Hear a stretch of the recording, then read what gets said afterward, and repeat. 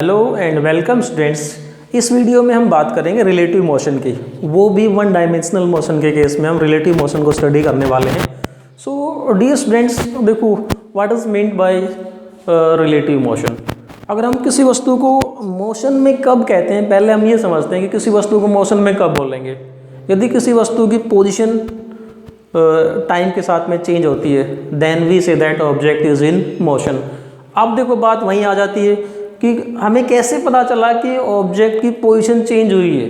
तो इसको पता करने के लिए हम क्या करते हैं, कोई ना कोई रेफरेंस पॉइंट या फ्रेम ऑफ रेफरेंस को डिसाइड करते हैं। जैसे एग्जांपल लेते हैं, रेफरेंस पॉइंट को समझने के लिए हम एग्जांपल लेते हैं। Suppose A car is moving on ground. ये मान लेते हैं हमारे पास में कोई कार है and it is moving on ground with velocity va। First car जो ग्राउंड पे वेलोसिटी va से मूव करती है।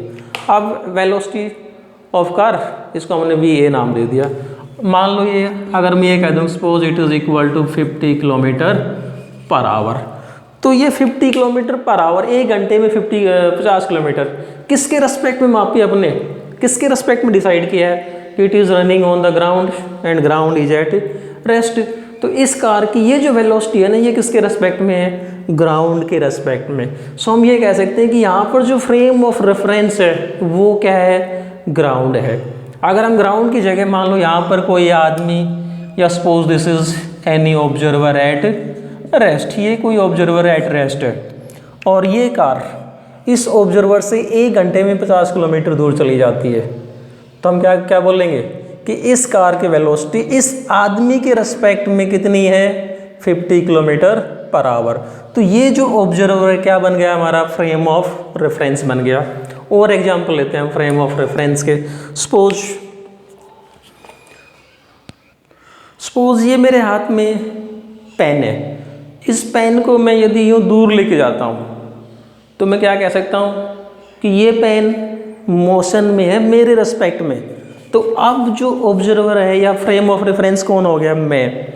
अब सेकंड एग्जांपल लेते हैं कि मान लो इस पेन को मैं हाथ में लेके और मैं इस प्रकार से चलता हूँ यूँ, तो अब क्या हम इस पेन को मोशन में बोलेंगे मेरे रेस्पेक्ट में, नहीं। क्यों? क्योंकि ये तो मेरे साथ ही चल रहा है, हम दोनों के बीच का जो फासला है, जो पोजीशन है वो क्या रहेगी, constant. There is no change in position of this pen with respect to me, so it is at rest. So dear students, हमारे पास में रिलेटिव वेलोसिटी को समझने के लिए सबसे मेन पॉइंट क्या है, फ्रेम ऑफ रेफरेंस। सो हम ये कह सकते हैं कि रिलेटिव वेलोसिटी की जब हम बात करेंगे तो हमें एक की जगह दो ऑब्जेक्ट चाहिए। एक ऑब्जेक्ट की दूसरे के रेस्पेक्ट में निकालेंगे या दूसरे की पहले के रेस्पेक्ट में निकालते हैं, तो एक तो क्या बन जाएगा, रेफरेंस ऑफ फ्रेम या ऑब्जर्वेशन पॉइंट, और दूसरे की वेलोसिटी को हम निकाल लेते हैं। जैसे और एग्जांपल लेते हैं, suppose we have two cars A and B. ये अपने पास में दो कार हैं ए, और ये मान लेते हैं दूसरी कार कोई बी। कार ए की वेलोसिटी मान लेता हूँ वी ए, कार बी की वेलोसिटी क्या मान लेते हैं हम, V B. Both are running in the same direction. हम ये केस मान लेते हैं दोनों ग्राउंड पे सेम डायरेक्शन में चलते हैं। अब यदि मैं ए की वेलोसिटी बी के रेस्पेक्ट में निकालना चाहता हूँ, velocity of A with respect to B, तो क्या करेंगे, देखो ए की वेलोसिटी बी के रेस्पेक्ट में निकालेंगे तो बी हमारा क्या बना, फ्रेम ऑफ रेफरेंस। ए की वेलोसिटी बी के रेस्पेक्ट में, then we write it as velocity of A with respect to B. V A B क्या बना, velocity of A with respect to B. तो हमें क्या करना होगा, बी को हमने फ्रेम ऑफ रेफरेंस बना दिया, तो क्या करें, इसको रेस्ट में ले आए।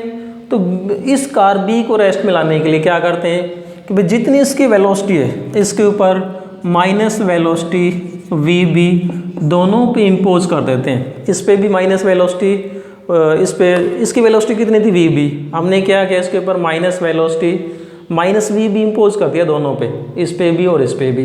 तो जैसे ही हमने यहाँ पर ऑब्जेक्ट पे वेलोसिटी माइनस वी बी लगाएंगे तो इसकी वेलोसिटी क्या हो गई, 0, और इसकी क्या बन गई, V A minus V B.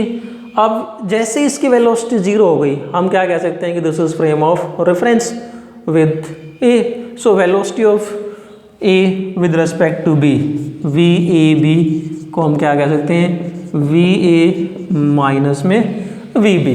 देखो इसको हमको एग्जाम्पल लेते हैं, इसको एक एग्जाम्पल से समझते हैं कि ये हमारे पास में दो कार है। Suppose this car is moving at the speed of 70 kilometre per our and this is moving at the speed of 50 kilometre per hour. तो देखो अब अगर हम ये कह दें कि 1 घंटे के बाद में इन दोनों के बीच में जो फासला है, स्टार्टिंग में कितना है, this is at the speed of 50 kilometre per our, this is at the speed of 70 kilometre per our.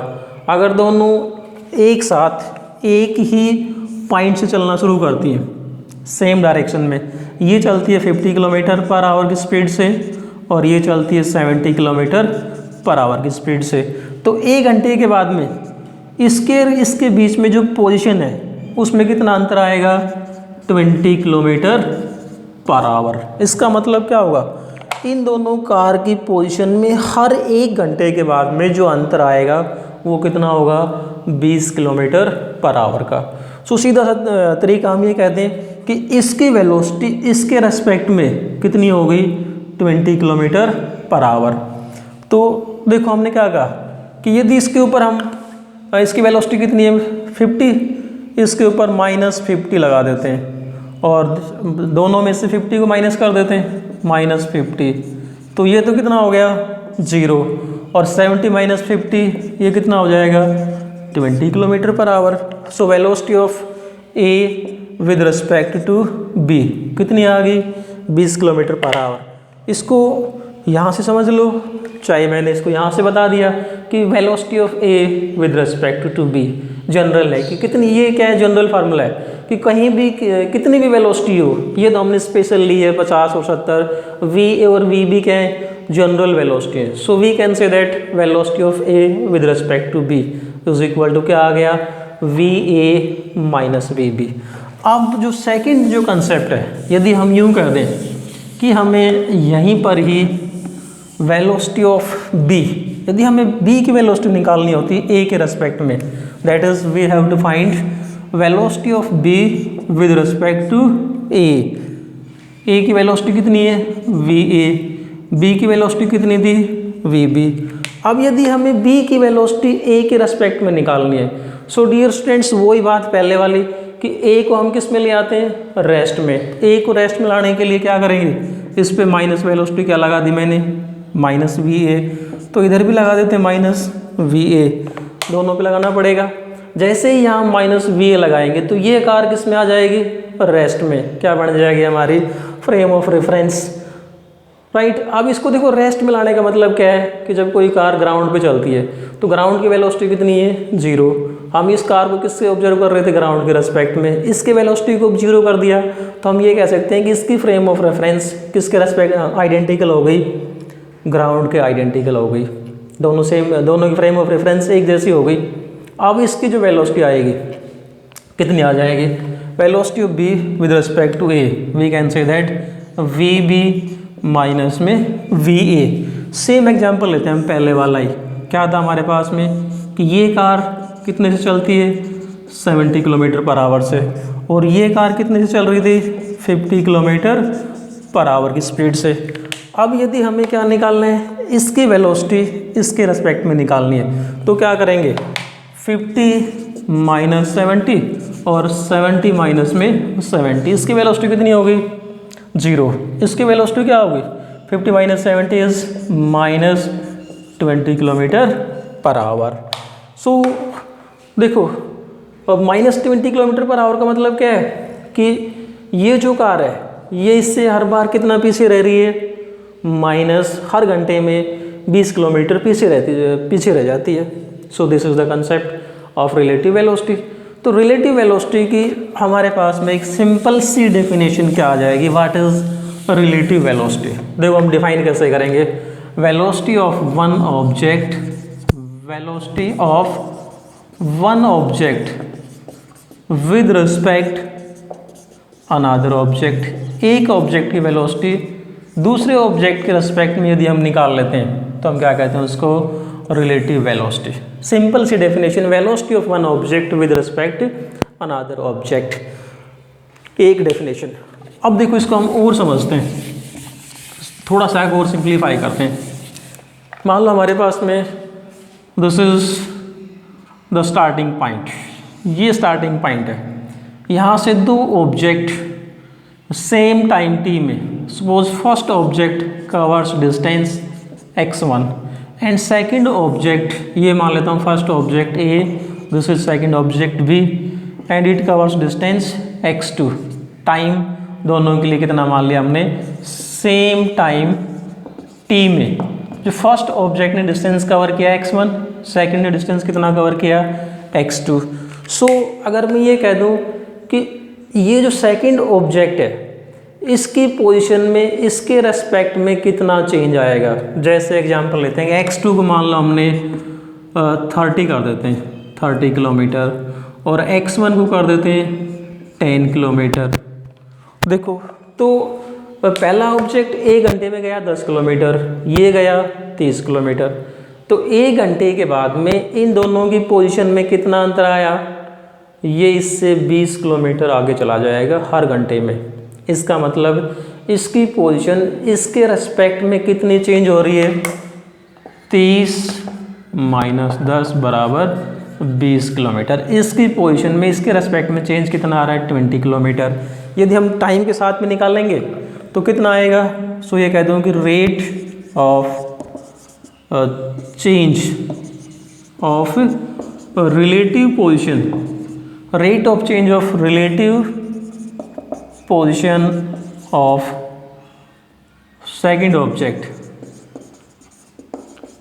With respect first object क्या आएगी हमारे पास में, that is equal to x2 - x1/t। x2 - x1/t और x2/t को देखो, इसको मैं ये कह दूँ x2/t - x1/t is equal to x2/t का मतलब क्या है, इस ऑब्जेक्ट ने t टाइम में कितना डिस्टेंस कवर किया, x2। तो ये क्या बन गया, velocity of second and this is velocity of first.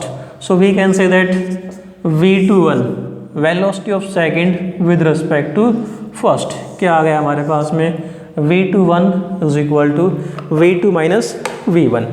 तो ये हमने जो डेफिनेशन निकाल ली है यहाँ से, किस बेस पे निकाली कि इस ऑब्जेक्ट की पोजीशन इसके रेस्पेक्ट में कितना चेंज आया, दैट इज रिलेटिव वेलोसिटी। सो हमारे पास में रिलेटिव वेलोसिटी के लिए सेकंड जो डेफिनेशन आ जाएगी, कैसे डिफाइन कर सकते हैं, rate of change of relative position, rate of change of relative position of one object with respect another object. एक ऑब्जेक्ट की पोजीशन में दूसरे ऑब्जेक्ट के रेस्पेक्ट में क्या किस रेट से चेंज आया है, उसका नाम क्या होगा, रिलेटिव वेलोसिटी। अब हम समझते हैं कि how to measure relative velocity, how to measure relative velocity. Relative velocity को हम निकालेंगे कैसे, वन डायमेंशन मोशन की बात कर रहे हैं, तो हमने जो अभी पढ़ा है उसी को हमें रिवाइज करना है सिर्फ। देखो हमने ये कहा कि पहला ऑब्जेक्ट वेलोसिटी v a से मूव करता है, second object velocity v b से मूव करता है। यदि हमें a की वेलोसिटी b के रेस्पेक्ट में निकालनी है तो सिंपल सा तरीका क्या है कि दोनों के ऊपर माइनस वेलोसिटी, इसकी जो वेलोसिटी है इसका अपोजिट दोनों पे लगा दो, तो ये तो किस में आ जाएगी, रेस्ट में, और इसकी वेलोसिटी क्या बच जाएगी, v a माइनस में v b। सो देखो क्या तरीका बताया मैंने कि यदि हमें a की वेलोसिटी b के रेस्पेक्ट में निकालनी है तो b को रेस्ट में ले आते हैं और इसकी वेलोसिटी क्या बच जाएगी, v a minus v b। So velocity of a with respect to b is equal to v a minus v b। ये किस केस में, if two objects are moving in same direction, यदि दो object एक ही direction में move करते हो, या फिर अगर हम उल्टा कर दें b की वेलोसिटी a के रेस्पेक्ट में निकालेंगे, velocity of b with respect to a, तो क्या करेंगे, a को रेस्ट में ले आओ। a को रेस्ट में कैसे लाओगे, a पे माइनस b लगा दो और तो क्या बच जाएगा, ये V B minus V A. जैसा मैंने आपको एग्जांपल में बताया था कि मान लो ये कार 70 से चलती है, 50 से चलती है, दोनों एक ही डायरेक्शन में है, तो इसकी वेलोसिटी इसके रेस्पेक्ट में कितनी होगी 20, और इसकी वेलोसिटी इसके रेस्पेक्ट में क्या होगी -20। हम ये कहते हैं कि ये इससे पीछे रह रहा है, या यूँ कहते हैं कि ये इससे आगे जा रही है 20 से। अगर इसकी निकाल लेंगे तो ये कहते हैं कि ये इससे पीछे रहती है -20 से। So this is relative case of if two objects are moving in same direction. अब second, how to find relative velocity if objects are moving in opposite direction. यदि दो ऑब्जेक्ट अपोजिट डायरेक्शन में मूव करने लग जाएं तो relative velocity कैसे निकाल लेंगे। हम सेम कंसेप्ट यूज करेंगे। पहला एग्जांपल लेते हैं। सपोज ये हमारे पास में रेफरेंस पॉइंट या ओरिजिन है, यहाँ से एक ऑब्जेक्ट इधर चलता है 15 किलोमीटर पर आवर की स्पीड से, दूसरा ऑब्जेक्ट इधर चलता है 10 किलोमीटर पर आवर की स्पीड से। दोनों ने एक साथ चलना शुरू किया तो 1 घंटे के बाद में इनके बीच में जो पोजीशन में अंतर कितना आएगा, क्या अंतर आएगा, इनकी पोजीशन में अंतर क्या आएगा आफ्टर 1 आवर। अगर हम बात करेंगे 1 घंटे के बाद में इनकी पोजीशन में जो चेंज आया दैट विल बी कितना होगा, 15 में से क्या घटा दें 15 और 10 कितना हो गया 25 kilometre. So we can say that कि सपोज ये हमारा ऑब्जेक्ट क्या था ए और ये ऑब्जेक्ट क्या है हमारा बी। अब velocity of A with respect to B, velocity of A with respect to B यहाँ पर कितना हो गया 25 किलोमीटर पर आवर। क्योंकि देखो एक बार फिर से समझो, इसको अच्छे से समझो कि जब दोनों ऑब्जेक्ट यहाँ प्रेजेंट थे, एक साथ चलना शुरू किया, ये 1 घंटे में इधर आ गया 15 किलोमीटर और ये 1 घंटे में इधर आ गया 10 किलोमीटर। दोनों की पोजीशन में जो अंतर आया वो कितना है, कितना आ गया दोनों की पोजीशन में अंतर 25 किलोमीटर का 1 घंटे के बाद में। सो हम ये कहते हैं इनकी जो रिलेटिव पोजीशन में जो चेंज आया that is 25 kilometre in 1 hour. So velocity of A with respect to B क्या हो जाएगा 25 किलोमीटर पर आवर।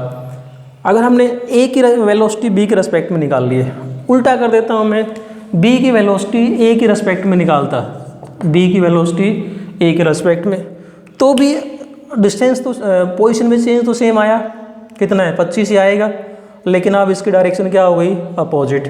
यदि हमने इस डायरेक्शन को पॉजिटिव ले लिया तो इस डायरेक्शन को क्या बोलेंगे नेगेटिव, तो ये वाली वेलोसिटी कितनी होगी -25 kilometre per our.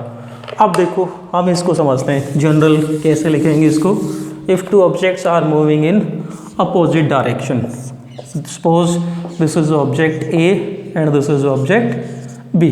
Opposite direction के केस में रिलेटिव वेलोसिटी निकालने के लिए क्या फार्मूला होगा, if we have to find velocity of A with respect to B then we will write it as V A minus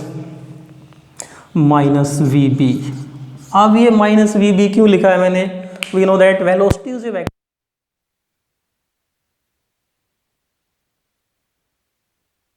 negative, तो क्या बन जाएगा ये V A B is equal to V A minus कितना हो जाएगा plus. सो देखो हमने क्या कहा, इसकी वेलोसिटी कितनी थी 15 किलोमीटर, इसकी वेलोसिटी कितनी थी 10 किलोमीटर पर आवर, तो इसकी वेलोसिटी इसके रेस्पेक्ट में कितनी हो गई 25 किलोमीटर पर आवर। उल्टा कर देते हैं, वी बी ए, बी की वेलोसिटी ए के रेस्पेक्ट में, बी की वेलोसिटी को ए के रेस्पेक्ट में, तो क्या होगा बी की वेलोसिटी को हमने नेगेटिव ले रखा है, माइनस में ए की velocity that is equal to minus V A. So क्या आ जाएगा V B A is equal to minus V B plus V A and that is equal to, यहाँ बात करेंगे तो कितनी हो जाएगी -25 किलोमीटर पर आवर। तो ये था हमारे पास में concept relative velocity in 1 dimension if two objects are moving in same direction और अपोजिट डायरेक्शन। अब हम बात करते हैं रिलेटिव वेलोसिटी के लिए पोजीशन टाइम ग्राफ प्लॉट करना, position time graph for relative velocity. First case में लेता हूँ, if two objects are moving with same velocity, यदि कोई दो ऑब्जेक्ट एक ही वेलोसिटी से मूव करते हैं और वो भी सेम डायरेक्शन की बात कर रहा हूँ, if two objects are moving with same velocity in same direction. तो देखो हम ये कहते हैं सपोज कि हमारे पास में पहला ऑब्जेक्ट वेलोसिटी वी ए से मूव करता है, सेकंड ऑब्जेक्ट वेलोसिटी, दोनों की वेलोसिटी हमने क्या ले ली, सेम ले ली, that is V A is equal to V B. So dear students, अगर हम सोच के देखें कि मान लो पहला ऑब्जेक्ट यहाँ प्रेजेंट है और दूसरा ऑब्जेक्ट यहाँ प्रेजेंट है और दोनों के बीच में शुरू में जो डिस्टेंस मान लेता हूँ मैं 10 मीटर मान लेते हैं। अब देखो अगर ये दोनों एक ही डायरेक्शन में सेम वेलोसिटी से चलना शुरू करते हैं तो क्या इनकी पोजीशन में कोई अंतर आएगा? नहीं आएगा। इसके वेलोसिटी इसके रेस्पेक्ट में निकाल लो या इसके वेलोसिटी इसके रेस्पेक्ट में निकाल लो, रिलेटिव वेलोसिटी यहाँ पर क्या हो गई, 0। तो इनके बीच में जो पोजीशन है दैट विल बी 10 मीटर। इस प्रकार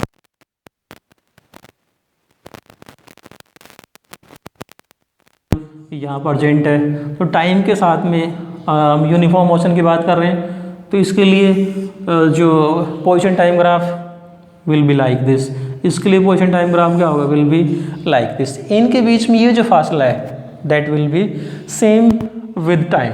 सो this is the case in case of relative velocity in same direction with same velocity. अब सेकंड केस क्या हो सकता है यहाँ पर कि मान लो हमारे पास में ये ऑब्जेक्ट ए था और ये ऑब्जेक्ट बी।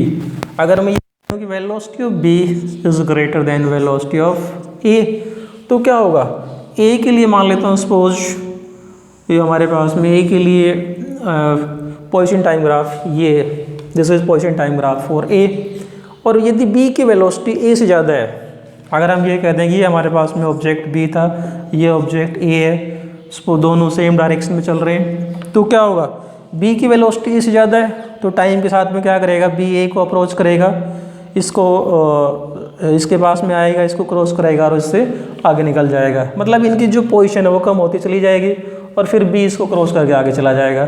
तो इसके लिए जो पोजीशन टाइम ग्राफ होगा that will be like this. ये किसके लिए आ जाएगा, बी के लिए, और ये किसके लिए आ जाएगा, ए के लिए, राइट। यदि उल्टा होता, अगर हम ये कहते हैं यहाँ पर कि वेलोसिटी